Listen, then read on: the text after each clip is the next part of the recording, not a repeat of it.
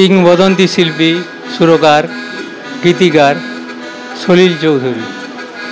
তার স্মরণে দাসপুর 1 নম্বর ব্লকের যে রবীন্দ্র মুক্তমঞ্চ, সেই মুক্তমঞ্চে চলেছে।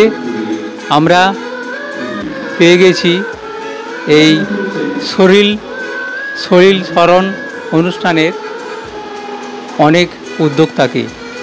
তাদের কাছ থেকে আমরা আজকের যে এই অনুষ্ঠান বিস্তারিত জেনে নেব। স্যার, আপনার নাম? আমার নাম শ্রী সুজিত কুমার মাইতি।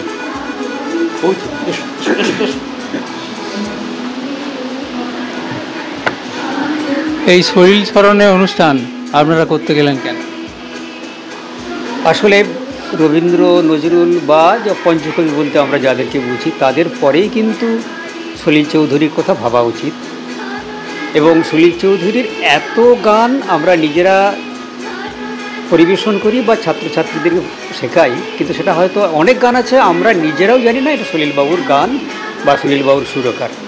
সেই জন্য পরে ওনার যে জন্ম শতবর্ষ চলছে, আমরা ভাবা উচিত যদি আমরা এটা নিয়ে চর্চা না করি, পরবর্তী প্রজন্মকে আমরা কী দিয়ে যাব, নিজেদের কাছেই নিজেরা আমরা দোষী সাব্যস্ত হয়ে যাব। তাই এই উদ্যোগ। এবং ওনার শুধু তো এক গাত্রা ভাষায় গান করেন না, বহু ভাষা ওনার গান আছে। সেগুলো নিয়ে মানে কলকাতা কেন, বোম্বের যে শিল্পজগৎ তারাও ওনাকে রীতিমতো শ্রদ্ধার চোখে দেখেন। যাই হোক, তার গানকে চর্চা করে আমরা পরবর্তী প্রজন্মের কাছে ওনার কিছু সৃজনশীলতা, ওনার কিছু কীর্তি, ওনার যে স্তম্ভ, উনি নিজে একজন ঘরানা, সেটাকে তুলে ধরার জন্যই এই উদ্যোগ আমার। আপনার নাম? আমার নাম শ্রী সুজিত কুমার মাইতি, গৌরাবাড়ি। দেখুন, এই চলমান যে একটা অস্থির সময় চলেছে, জীবন এবং গান, সেটা সমাজেরই প্রতিফলন।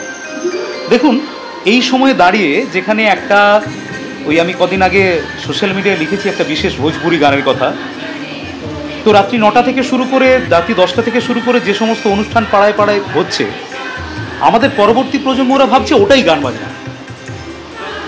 মান্না দে কে, শ্যামল মিত্র কে, সন্ধ্যা মুখোপাধ্যায় কে, এমনকি লতা মঙ্গেশকর, আশা ভোসলেও কে, এনারা কি গায়ক গায়িকা নাকি অন্য কোনো কাজ করতেন? হ্যাঁ, কিশোর কুমারটা তবু চেনে কেন বলুন তো? ওই যে কণ্ঠী, কিশোর কণ্ঠী আমাদের ভারতবর্ষ সবচেয়ে বেশি, সেই জন্য চেনে কিশোর কুমার। এবার এদের গান যারা তৈরি করে দিয়েছে, সেই মানুষগুলো চিরকালই কিন্তু প্রচারের তুলনামূলক আড়ালে। আরডি বর্মন, সলিল চৌধুরী, কিন্তু এই আমাদের পরবর্তী প্রজন্মের কাছে এই বীজ বপন করবে কে বা কারা? এই দায়িত্বটা আমরা যারা সঙ্গীত শিক্ষার্থী বলে মনে করছি, নিজেদেরকে সারা জীবন সঙ্গীতই অর্পণ করেছি, আমাদের পরবর্তী প্রজন্ম যারা, অর্থাৎ সুজিতদা যাদেরকে শেখাচ্ছে, না আমি যাদেরকে শেখাচ্ছি, পবিত্র যাদেরকে শেখাচ্ছে, এবং আমাদের সুভাষিসদা যাদেরকে শেখাচ্ছেন, এইরকম আমরা যারা আলো দান করছি বলে ওদেরকে প্রকৃত গুরু, এই গুরু তো তাই আলো প্রদান করছেন যিনি, তাহলে আমরা সেই না 300 মাত্র চেয়ার ফেলেছি, ওদের আরও 300 ফেললে লোক ধরাতে পারতাম না। একই তো, সলিলের টানেই সকলে এসেছে। একদম। এখানে আমরা কিন্তু ক্যারেক্টারিস্টিক্স নই, আমরা এখানে ক্যারেক্টার নই, আমরা কিন্তু ব্যাকগ্রাউন্ডে একটাই ক্যারেক্টার এখানে সলিলবাবু। এবং দেখুন, ওনার জনজীবন সঙ্গীতে ডেডিকেটেড আমরা এই 4টি সংস্থা মিলে আজকে। আমার নাম কমল মণ্ডল। স্যার, আপনার নাম? আমার নাম পবিত্র মণ্ডল। আপনারা যে এই সলিল স্মরণ অনুষ্ঠান করছেন, এতে আপনার কেমন লাগে?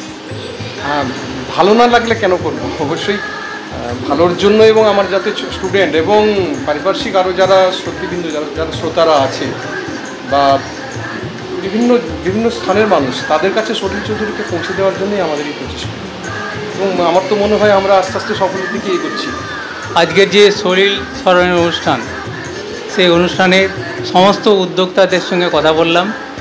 তাদের একটাই উদ্দেশ্য, সলিলের সঙ্গীত এবং তার যে জীবনচর্চা, তার বিভিন্ন ধরনের গান, যে গান আপনারা হয়তো অনেকেই জানেনি, সেই গান কিন্তু এখনও হয়তো লুকিয়ে আছে, সেই গানকেই তুলে ধরার উদ্দেশ্যেই আজকের এই অনুষ্ঠান।